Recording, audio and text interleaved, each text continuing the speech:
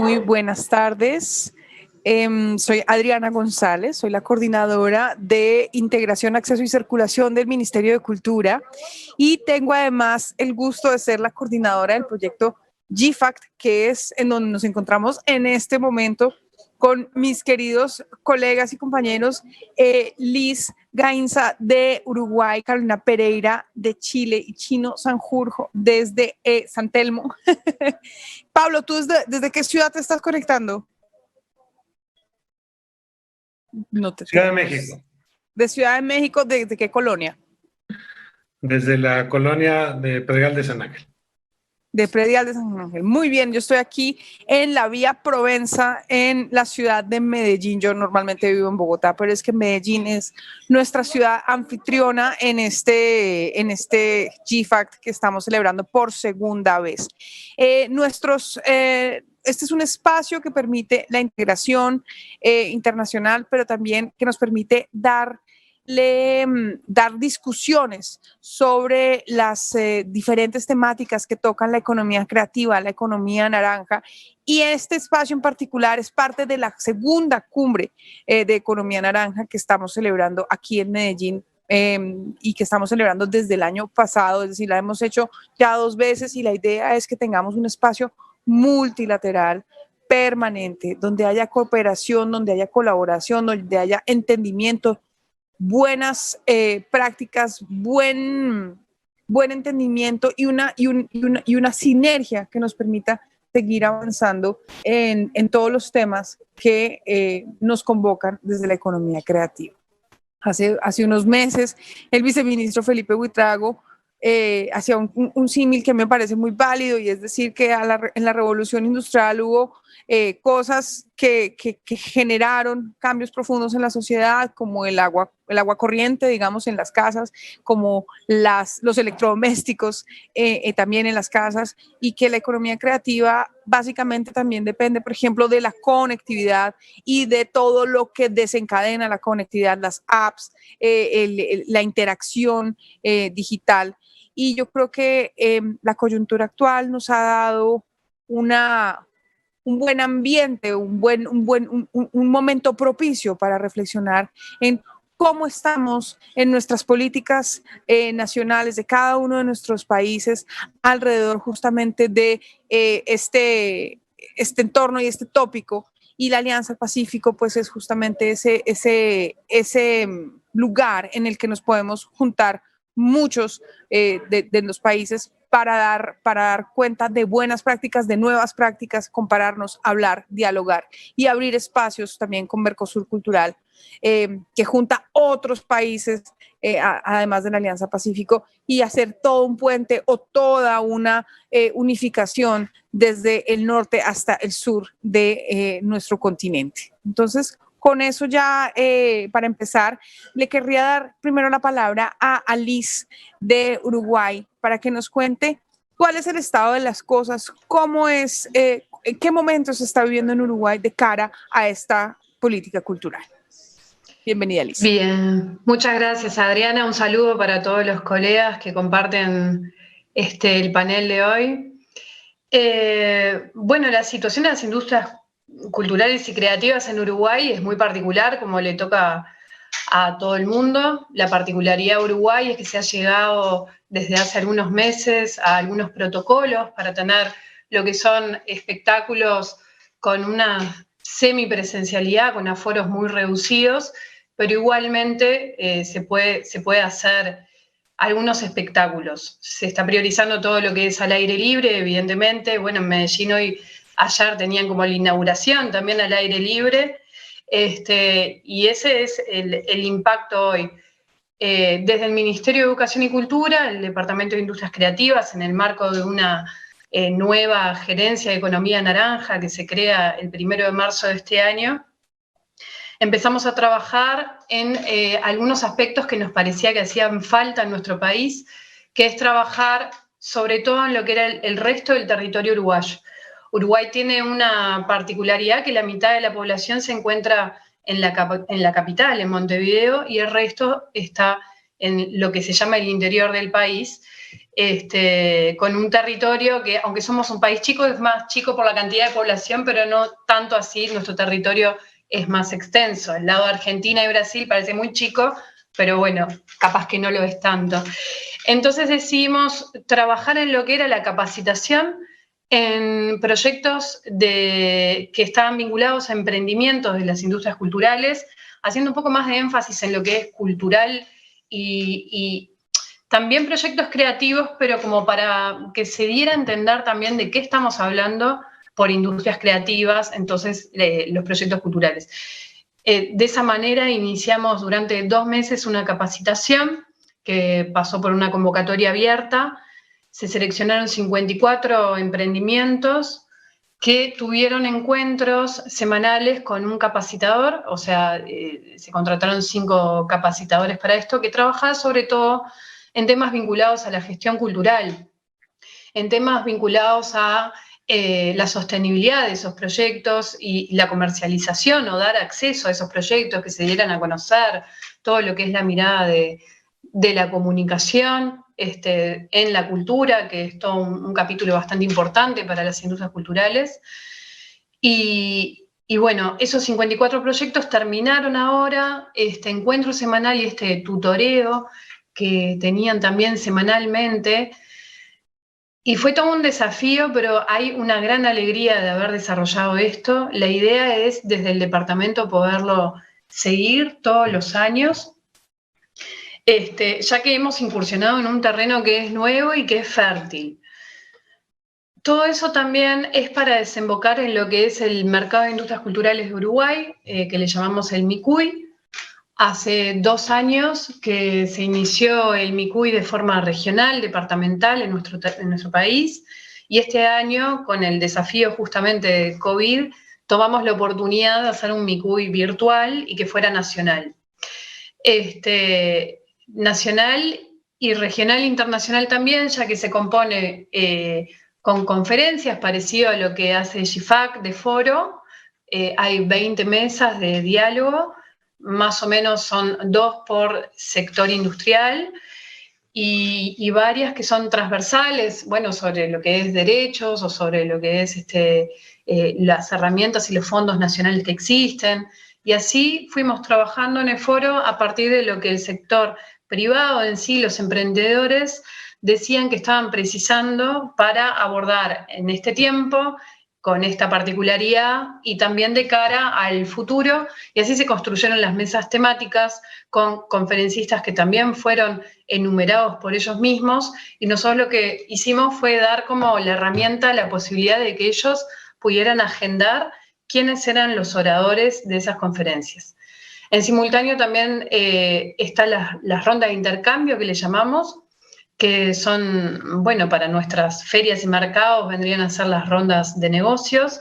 Le llamamos rondas de intercambio, ya que no necesariamente se va a dar un negocio. Esta es la impronta un poco parecida a lo que hablábamos de lo que emerge en todo nuestro territorio, seguir impulsando las industrias culturales y creativas, de que se entienda de qué estamos hablando en esos términos.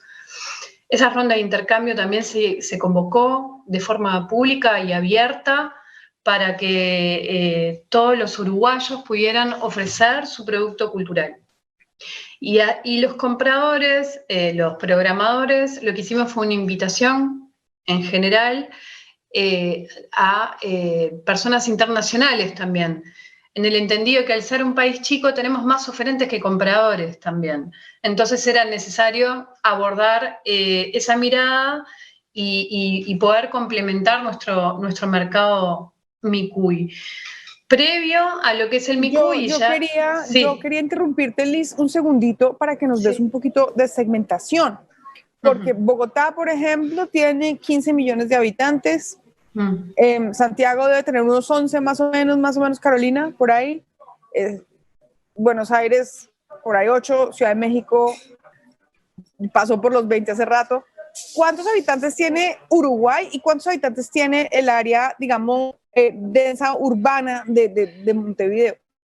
Y bueno, siempre se dice que Uruguay, siempre se dice porque son siempre los resultados estadísticos, tenemos un crecimiento natal lento, entonces siempre estamos en los 3 millones de habitantes y 1,5 millones es de Montevideo. Claro, las dimensiones son dividido 10 en el caso de ustedes, pero esa es una oportunidad justamente para poder hacer estas otras cosas.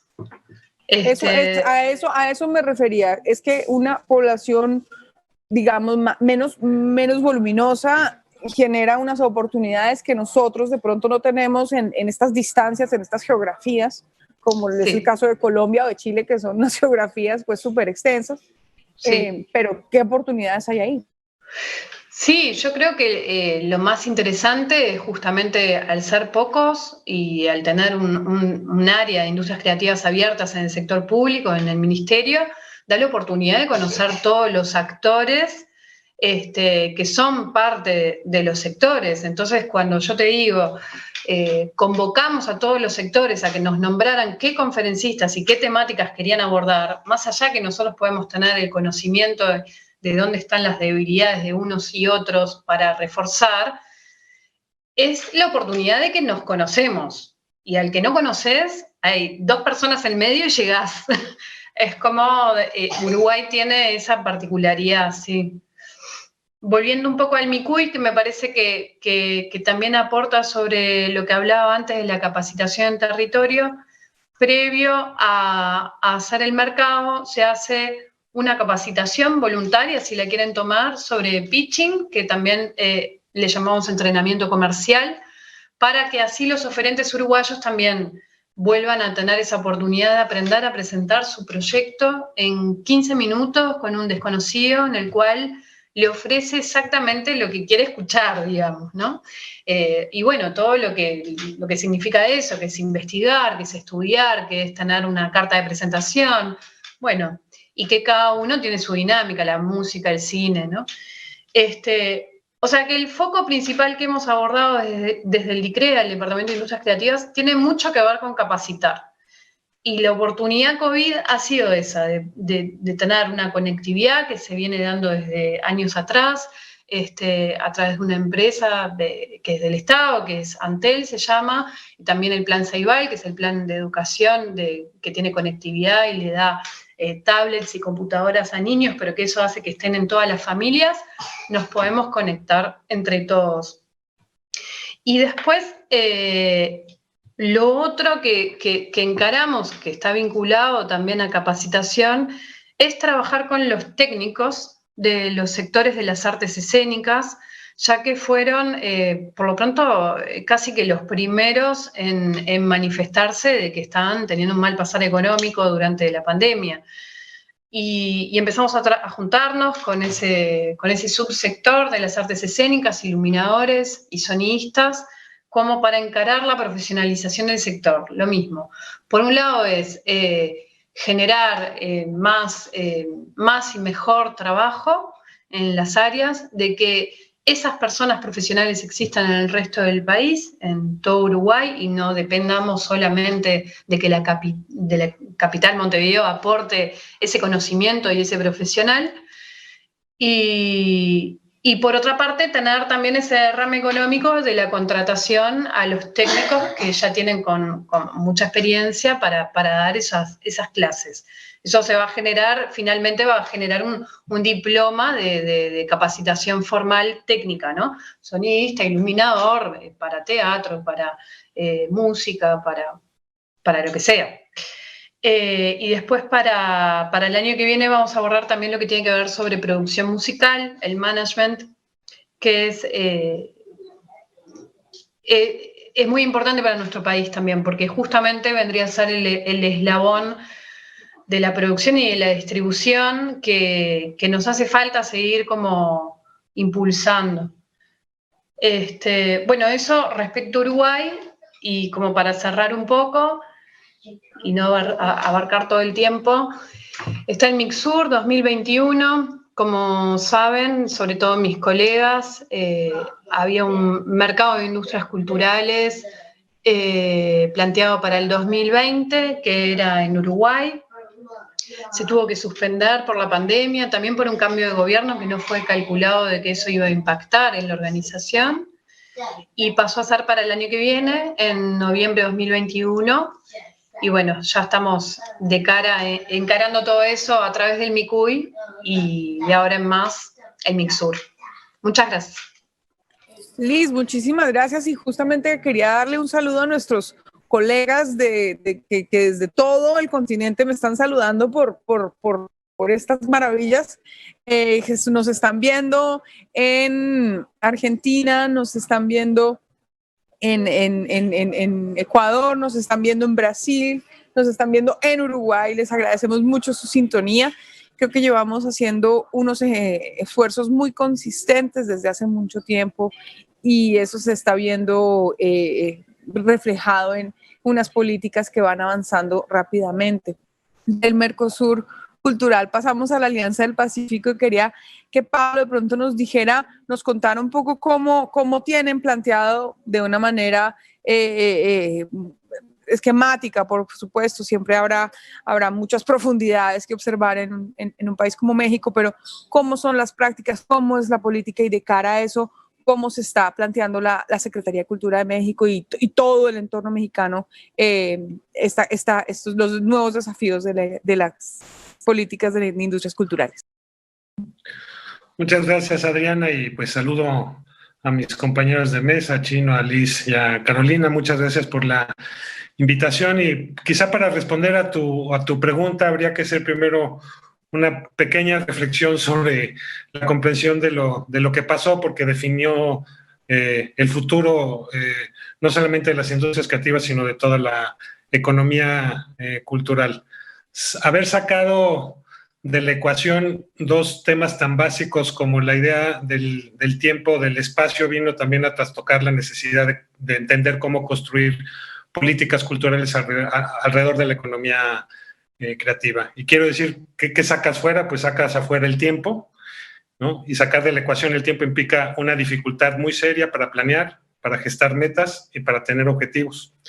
Y por el otro lado, si sacas, digamos, no solamente el tiempo, sino el espacio, la transformación del espacio de lo público, donde se cruzaron los cables, es decir, estamos ahora en un espacio público y al mismo tiempo en el más privado de todos, cada uno en su casa o en su oficina, pero que a su vez eso ha permitido del otro lado quizá tener los diálogos, las conversaciones más enriquecedoras que yo he vivido en mi etapa o vida de gestor cultural y de haber tenido la oportunidad de participar en espacios de decisión pública.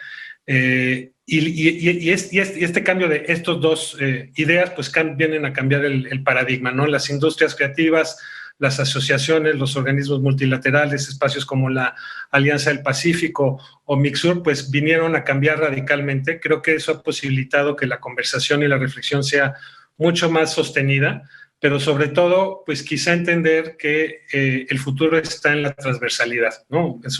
Además de tu micrófono está apagado, la segunda palabra que más he repetido estos meses ha sido transversalidad. El trabajo transversal va a permitir construir una idea de futuro que nos permita recuperarnos frente a una necesidad específica y concreta, que quizá es el gran cambio que se requerirán en la manera de pensar las políticas públicas alrededor de la economía creativa, que es no poner en el horizonte lo que veníamos haciendo en reflexión de especializar temas, diseñar políticas públicas que permitieran generar mercados y circuitos económicos, sino concentrarnos en un tema específico para la reactivación, y esa palabra es empleo. Si vemos los datos, les cuento, en estos meses hemos venido como discutiendo, es decir, la gran oportunidad es el ámbito digital, y del otro lado está, digamos, el espacio de lo público, el espacio del territorio, el espacio a pie de calle que obedece a donde se encuentra la mayoría de la economía creativa. Por poner un ejemplo, en el caso mexicano, la alternativa frente a las ventajas que ofrece este adelanto digital y esta necesidad o esta oportunidad que en la economía creativa se ofrece a partir de la economía digital, pues en el caso de México, por ejemplo, hay 130 millones de teléfonos o de aparatos móviles, ¿no? Esos 130 millones quiere decir que hay más aparatos móviles que habitantes en el país. Del otro lado, la realidad es cierta, más del 45% de la población no tiene acceso a Internet.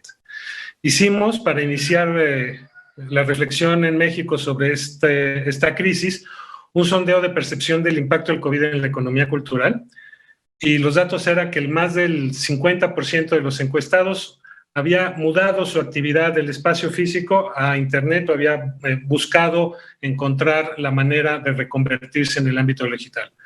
Más del 90% de los ciudadanos dicen que, o de los encuestados, manifestaron que no habían logrado ver un dólar partido por la mitad producto de su esfuerzo. Creo que en el ámbito digital, además de cerrar la brecha y de lograr acceso a Internet, la otra parte está en en responder a la pregunta cómo fortaleces las industrias culturales si los artistas y los creadores o quienes se dedican a este tipo de procesos no forman a veces ni siquiera parte de la cadena de valor en este sentido. Es decir, hemos visto en la pandemia cómo la cultura se ha convertido en un instrumento de salud pública espectacular, ¿no? Todos hemos visto los conciertos sucediendo en distintas ciudades, la producción cultural, artística, el teatro, el cine, la música, o sea, el papel que ha significado la cultura como un instrumento de salud pública. Pero también hemos visto cómo muchos de ellos no ven recursos o no encuentran la manera de monetizar. Y quizás es uno de los primeros retos que tenemos, ¿no? Lo digo no solamente desde México, que es un asunto global.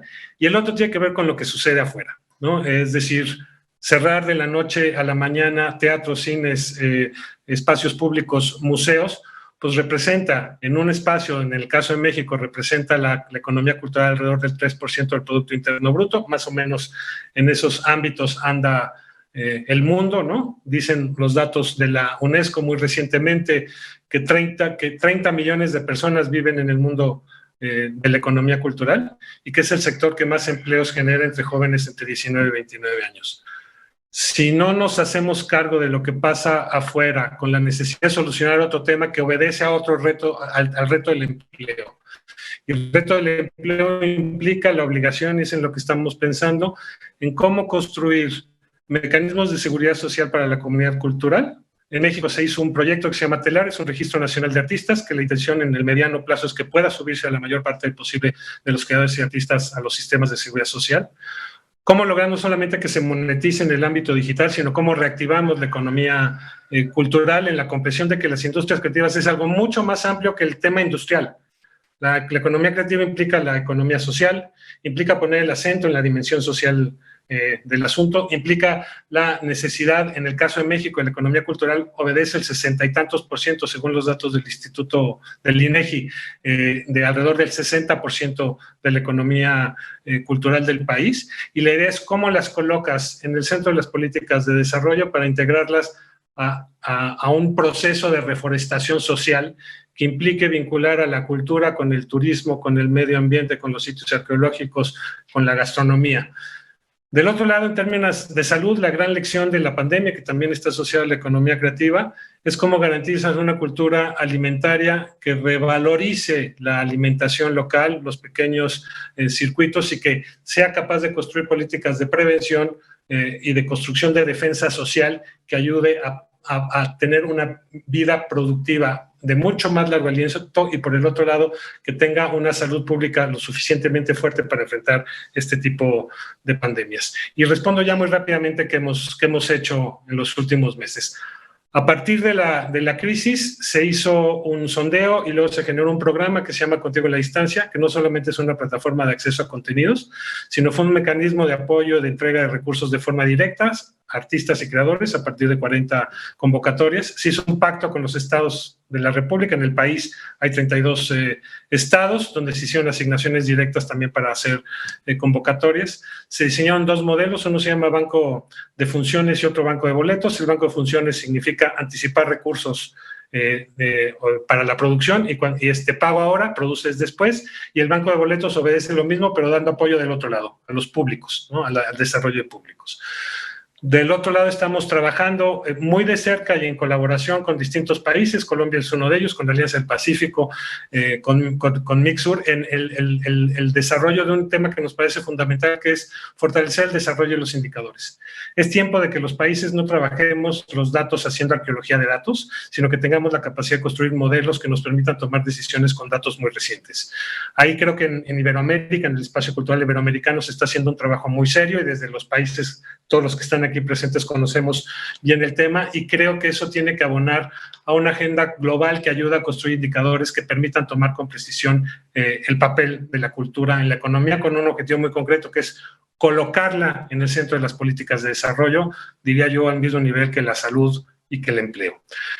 Por el otro lado, además de estas actividades, estamos trabajando en el proceso México Creativo, y la idea es que la iniciativa México Creativo no solamente fuera una serie de foros, sino que tuviera una lógica de proceso. Empezamos con el sondeo, continuamos con una serie de laboratorios de emergencia cultural que venimos realizando de manera bilateral con distintos países que van tocando industrias específicas, ¿no? Con Argentina, por ejemplo, trabajamos una que tiene que ver con artes escénicas, con España trabajamos una que tiene que ver con regreso a museos, con Canadá trabajamos una que tiene que ver con las industrias digitales, y así hemos ido construyendo una agenda que luego se convirtió en un foro que hicimos hace unos días, el Foro México Creativo, donde esas reflexiones se pusieron o pasaron la prueba del ácido con especialistas que obedecen no solamente a la participación de los estados, sino de los artistas y los creadores, y también de funcionarios públicos, que tienen el objetivo que al final del año tengamos una agenda muy clara de reformas legislativas,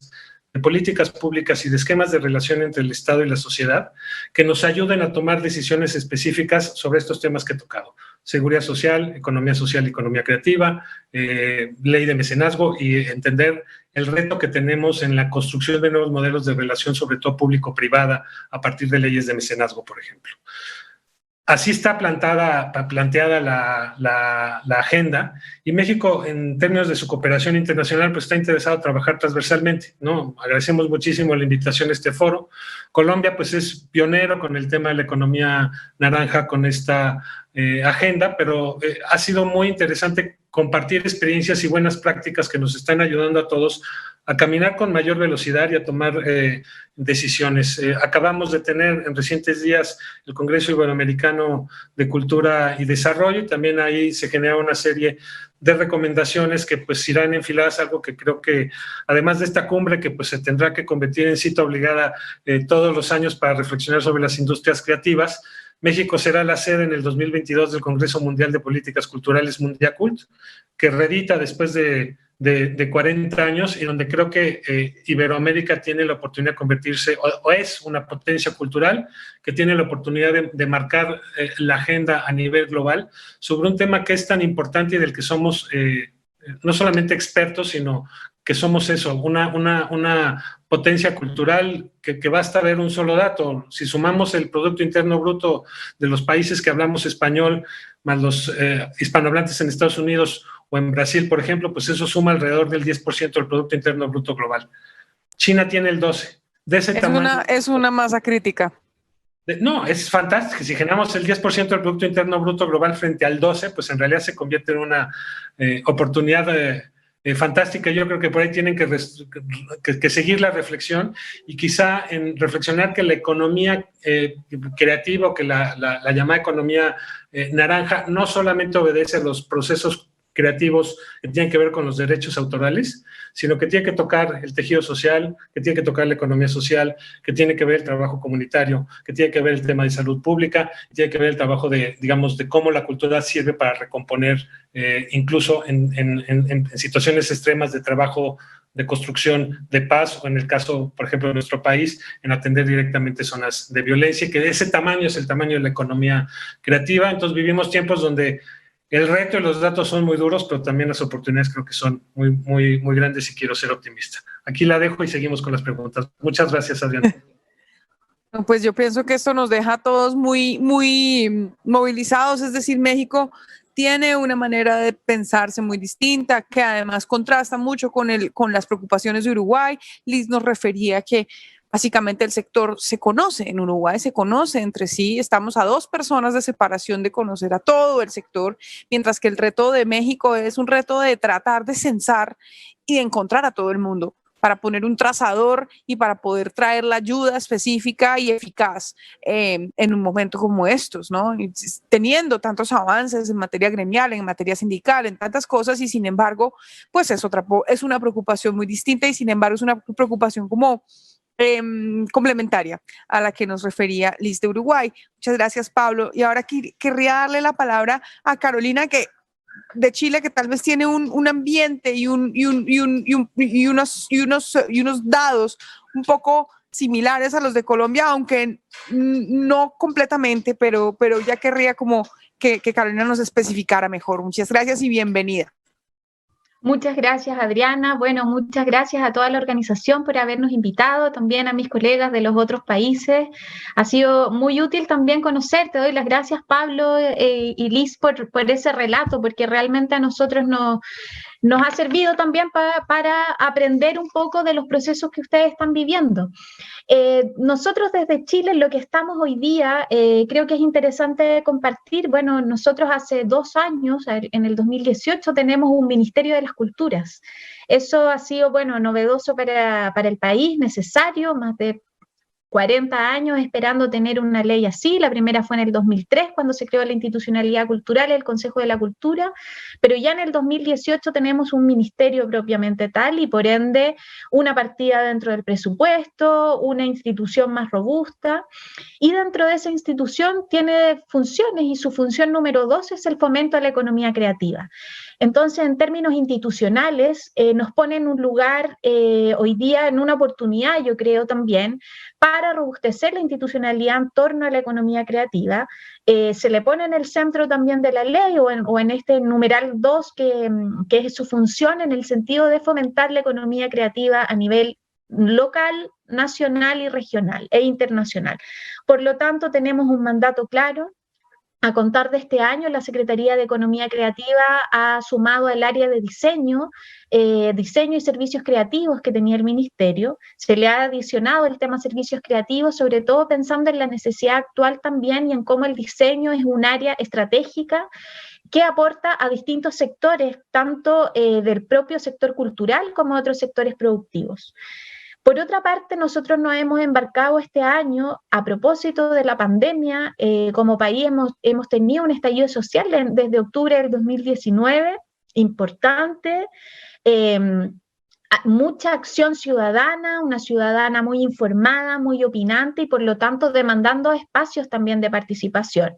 Y desde allí el Ministerio lo que ha hecho, una vez que se declara la pandemia, digamos que ya ocurre con fuerza, lo primero que se hizo fue levantar data, hacer un catastro, cómo era la situación. Esto ocurrió en marzo. Y bueno, develó ese catastro una situación precaria, absolutamente, que ya intuíamos, pero que hoy día ya con cifras nos muestra un sector altamente informal, ¿verdad? Un sector además poco mapeado, no pertenecen necesariamente a los registros sociales, a registros económicos, porque tampoco están formalizados o no tributan.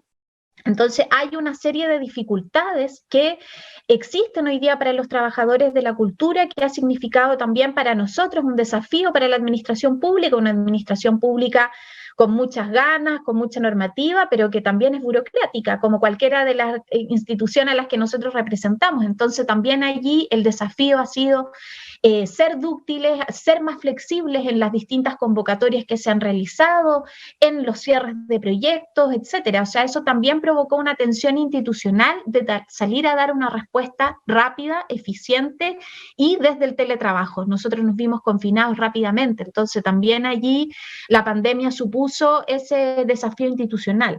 Y allí muy de la mano de la digitalización. Ya lo comentaba Pablo, o sea, uno de los principales desafíos hoy día tienen que ver con eso, cómo fomentamos que el sector creativo se diversifique, no deje lo presencial, pero tampoco deje de ser parte de esta carretera digital o este mundo digital, ¿verdad?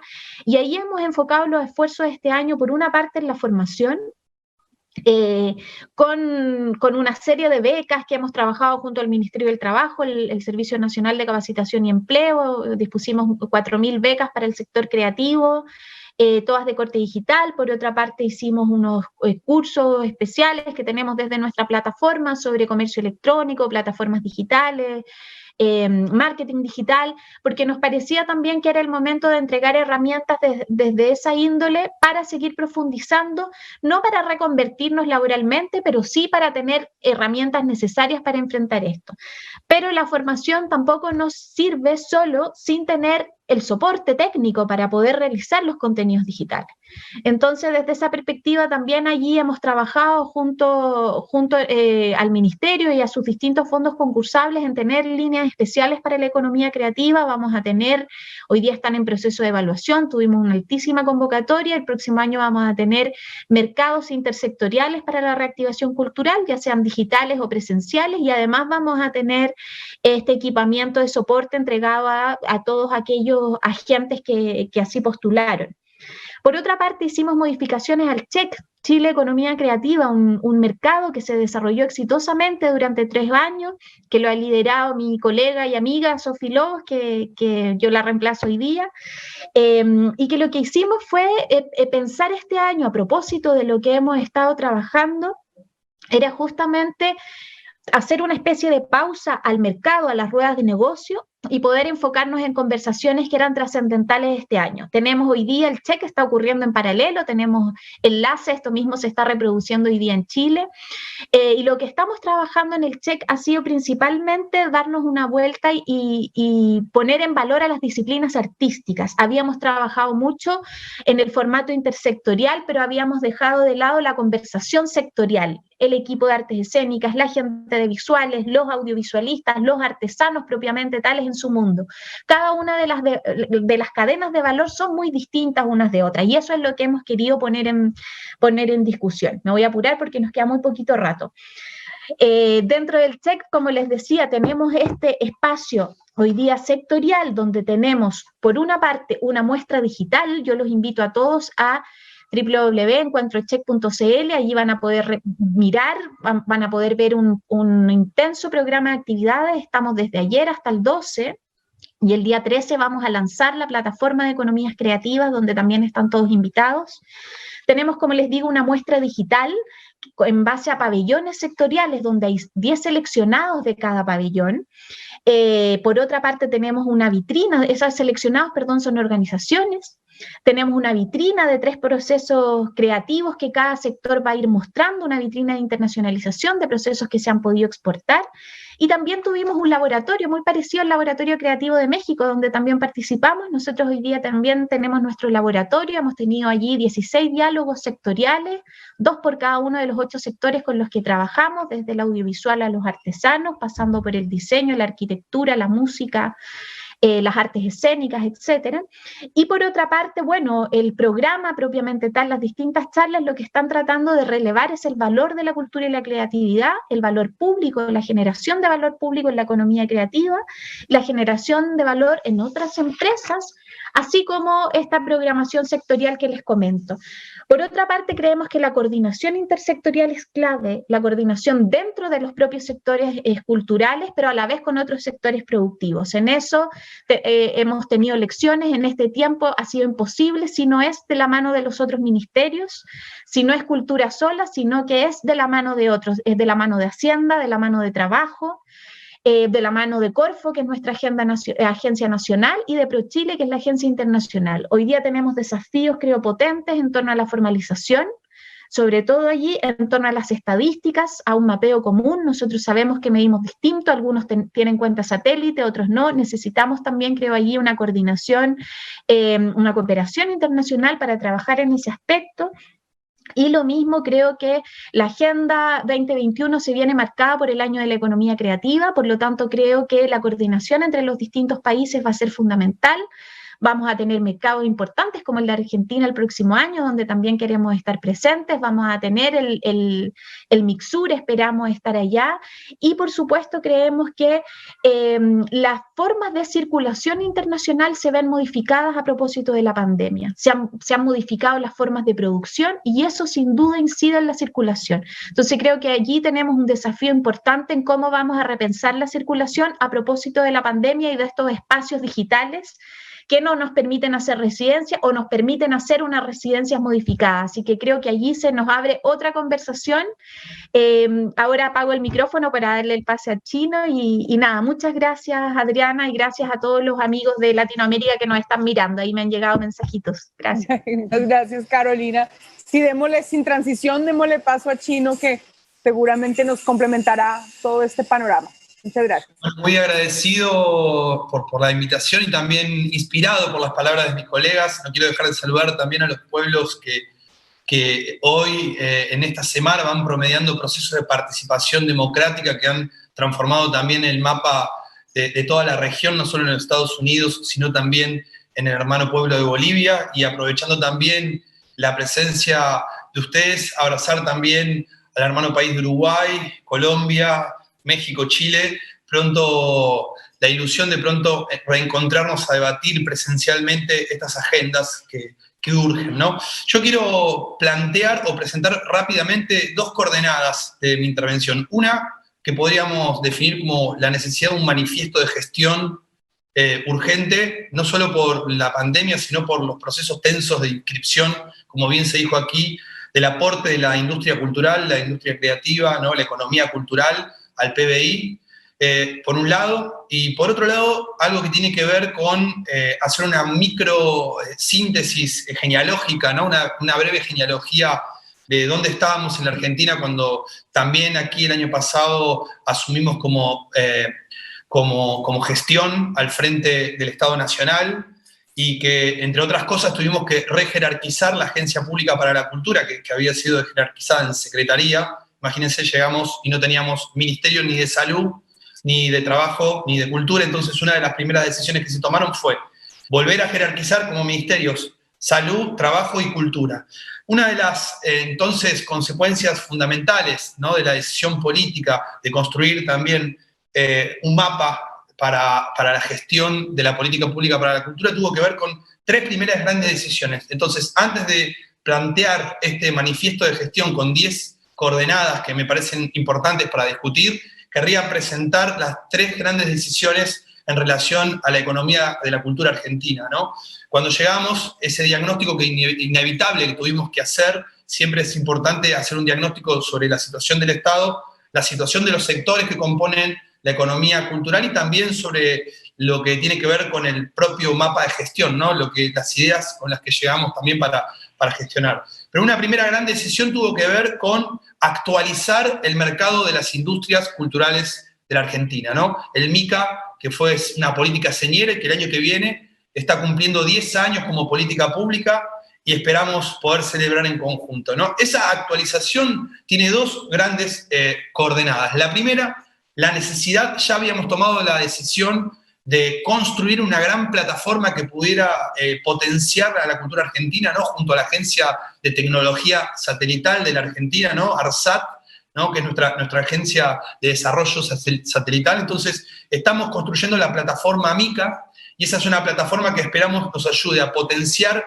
el trabajo de cara al mercado cultural interno, una fuerte apuesta por fortalecer el consumo cultural en el interior de nuestro país, pero al mismo tiempo esta es una plataforma indispensable para acompañar los procesos de internacionalización de nuestras productoras y productores de bienes y servicios culturales, artistas que de alguna manera ocupan el centro de nuestra política, ¿no?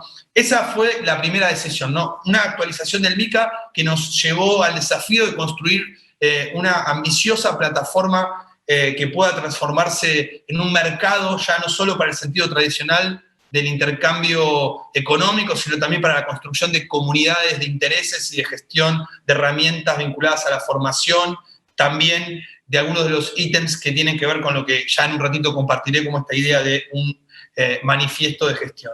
Y la segunda decisión relacionada con la actualización del MICA tuvo que ver con la ampliación de los sectores de las industrias culturales. Cuando llegamos, eran solo 7 sectores y nos parecía que esto subrepresentaba la existencia de sectores potentes. Y así incorporamos como sectores, junto a videojuegos, junto a audiovisual, junto al sector editorial, junto al sector de las artes visuales, incorporamos al tango como un sector en sí, desde la fabricación de indumentaria hasta los músicos, bailarines, una potente cadena de valor en sí misma que estaba reducida a la lógica de la música como sector, pero también incorporamos al folclore argentino, ¿no? La música popular argentina, como también en la organización de festivales, lo que tiene que ver con la organización de peñas, ¿no? Es decir, los circuitos de circulación interna de la producción musical y también escénica de la Argentina, pero también las dinámicas de encuentro, formatos de producción también de festivales.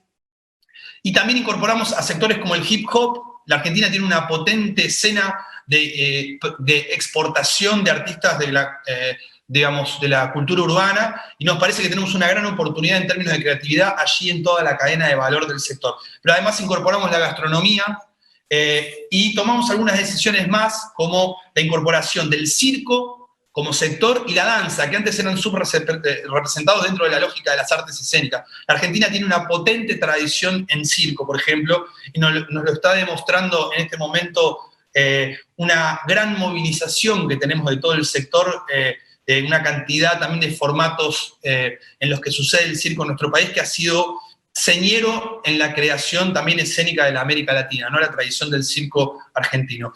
Entonces pasamos de 7 sectores a 15. No los voy a enumerar todos, pero sí quiero decir que junto a videojuegos, también el hip hop, también la gastronomía. Otra decisión que tomamos fue la de relanzar las artesanías, ¿no? La Argentina tiene un potente mercado, que es el mercado de la artesanía tradicional. Incorporamos la perspectiva de la innovación y relanzamos el Matria, que es el mercado argentino de artesanía tradicional e innovadora. Este mercado de la artesanía nos permite tener políticas específicas, como por ejemplo en este momento acabamos de ejecutar un fondo de incentivo a la producción artesanal rondando los $2 millones para el sector, de inversión directa para la compra de insumos para el desarrollo de artesanía. Y la tercera decisión fue la de crear un mercado, ¿no? Un MICA para un actor que no estaba contemplado en la política pública, que eran los espacios culturales. Los espacios culturales de nuestro país tienen una potente presencia en el territorio, y lo que hicimos fue crear un mercado, un MICA, pero de la cultura autogestiva, ¿no? Que nos permita desarrollar una política para el incentivo a la producción creativa de nuestro país. Y los espacios culturales no son solo ámbitos de garantía en el acceso a los derechos culturales, sino sobre todo de promoción en la trayectoria de los artistas, ¿no? Y nos parecía entonces que necesitábamos un mercado también, crear un mercado específico para los espacios culturales que involucran no solo los centros culturales, sino las peñas, los estudios de danza, escuelas de circo, librerías, residencias artísticas, estudios de desarrollo de videojuegos. Bien, entonces, actualización del MICA, relanzamiento del Matria y creación del MARCA, ¿no? El mercado de cultura autogestiva y cooperativismo artístico de la Argentina. Enuncio el manifiesto de gestión. Necesitamos visibilizar las industrias culturales, porque algo de lo que se dijo aquí, hay que aprender a medir y a leer el verdadero aporte al Producto Bruto. Está subrepresentado definitivamente. Los indicadores ya no hablan de la verdadera potencia de la economía cultural. Necesitamos discutir esos procedimientos de construcción de indicadores que actualicen el verdadero rol para este mundo que viene, donde la economía del conocimiento es uno de los grandes, una de las grandes coordenadas para explotar en buen sentido, ¿no? para nuestras comunidades en forma sustentable, la potencia que tiene toda nuestra región. Nos parece que hay que registrar, necesitamos generar registros para poder esa visibilización, dotarla de una corporalidad, ¿no? De una corporeidad de las industrias, de las artesanías, de los espacios culturales, de las trabajadoras y los trabajadores, de las artistas. Necesitamos formalizar también a los sujetos de la política pública y además formarlos allí donde, una vez formalizados, podamos acompañarlos en su proceso también de consolidación en sus trayectorias productivas. Profesionalizar, además, urge acompañar los procesos, digamos, de consolidación en términos de inclusión financiera e inclusión digital, y allí la palabra profesionalización debe apuntar no solo a la actualización en términos de infraestructura tecnológica, que urge también grandes proyectos de inversión entendidos de conectividad para el derecho al acceso al Internet, sino también grandes políticas de inversión en el acceso a la infraestructura para la producción de contenidos, que hoy son fundamentales. Nos parece que además hay que discutir la sustentabilidad, que es otro de los grandes temas que nos va a ocupar el año que viene, imprimirle a la política pública una perspectiva de sustentabilidad en la relación con el ambiente, pero también en la sustentabilidad económica. Y bueno, incorporar la perspectiva de la diversidad y las disidencias también en el diseño de la política pública, y también incorporar la visión de las infancias y las juventudes, que son actores que están teniendo un rol preponderante en la economía de la cultura de nuestros países. Quiero terminar allí porque veo un conteo, no sé bien qué va a suceder una vez que se extinga el tiempo, pero quería contar que estas 3 grandes decisiones, estos 3 mercados y estos 10 ítems para un manifiesto de gestión, ¿no? Coordenadas estratégicas para pensar el mundo que viene. Muchísimas gracias. Chino, muchísimas gracias. Carolina, muchísimas gracias. Pablo, Liz, de verdad, muchísimas gracias. Creo que acabamos esta charla sumamente inspirados, impregnados del entusiasmo de Chino. Además, espero que nos veamos muy prontamente para seguir discutiendo estas necesidades imperiosas que tiene nuestro sector y generando, pensando conjuntamente, haciendo estas sinergias que nos permitirán llegar más lejos, compararnos, entender cómo lo hacen los demás y ojalá jugárnosla por una hoja de ruta conjunta entre nosotros, un puente entre la Alianza del Pacífico y Mercosur cultural para poder seguir trabajando, seguir perfeccionándonos y justamente apuntarle a ese 10% del PIB mundial del que nos hablaba Pablo, que creo que nos pone a todos en un lugar muy, muy interesante y sobre todo pone a nuestra región en un lugar muy, muy interesante. Bueno, creo que ya nos pasamos del tiempo. Le agradecemos muchísimo a nuestro equipo técnico en Bogotá que nos está permitiendo seguir unos minutos más esta conversación. Les mando a todos un abrazo y les deseo a todos una muy feliz tarde, esperando de verdad verlos de nuevo muy, muy pronto. Por lo menos pronto en el MICA y en el CHEC y en el MICU y en todos lados. Sí, Chao, mil gracias, suerte.